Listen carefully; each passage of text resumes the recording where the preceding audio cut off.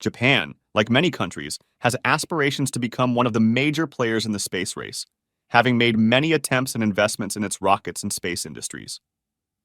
Japan attempted to launch a rocket called the H3 last year. Just like companies such as Apple, which can have flagship phones like the iPhone, Japan's flagship rocket is the H3. After failing in their attempt to launch the H3 last year, their attempt this year has finally succeeded, marking a consecutive success as they were able to place their lunar lander called SLIM on the moon just last month. Japan joins the 5 countries that have already achieved this significant and historic milestone. The countries that have achieved this milestone in order are America, Russia, China, and then India. India managed to achieve this just last year, making Japan the 5th country to join this club. Japan aims to modernize and improve its space sector as tensions between China and Japan are steadily increasing. China has had a lot of success in modernizing and transforming its military capabilities, and in parallel, it has improved its space program, capabilities, and rockets. One of the most notable rockets in China's arsenal is the Gravity 1 rocket, which can carry up to 6,500 kilo, whereas Japan's newly successfully launched rocket can carry 4,000 kilo. It is a solid fuel rocket, where fuel is packed into a solid form. However, unlike Japan, which is relatively new in its space endeavors, China has a huge range of rockets and types in its collection. When Japan sent their rocket into space, it was accompanied by a very small satellite, or what is termed a dummy satellite.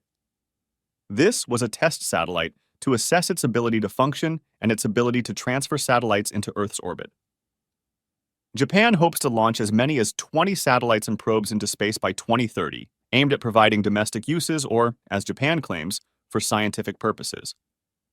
It is interesting to see Japan's slow entry into this space market since joining the 5 moon landing countries. Over time, space launch demands have increased throughout the world as greater commercial interests have arisen, such as providing satellites for better communication. Countries are realizing the importance of developing low-cost or affordable rockets to get equipment and payloads into space. The European Space Agency is one of many organizations aiming for lower-cost rockets for both commercial and scientific interests. Among many reasons, Japan's interest in developing rockets and entering the space race can also be said to include geopolitical and security reasons. As its relationship deteriorates with China, and with China's military and space capabilities developing rapidly, Japan's reliance on the U.S. for its security needs in the region becomes increasingly risky. Japan's ability to develop its space capabilities aims to be a counterweight with a goal of offsetting its disadvantage in space capabilities.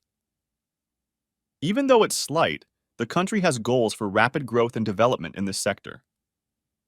China's massive finances and growing military capabilities have made its space sector growth inevitable. Some may say it's a byproduct of all these advancements that it makes sense for China to outgrow, develop, and outpace other countries in space capabilities, including the U.S. The similarities between China and the U.S. lie in their massive space industries, with numerous companies, including private ones, involved in space.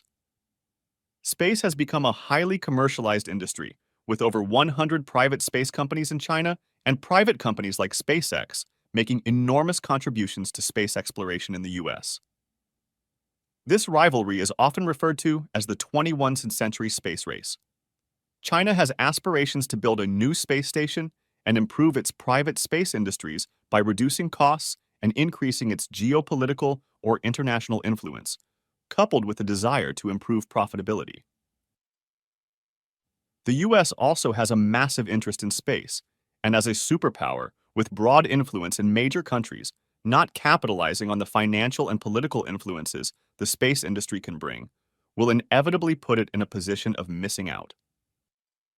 Private companies like SpaceX in the U.S., where developments of rockets like Falcon 9 have turbocharged space developments, improve the company's influence and image as they operate and are registered on U.S. soil, putting the U.S. government in positions of influence in this sector. Let me know your thoughts on this in the comments, and be sure to take a moment to subscribe.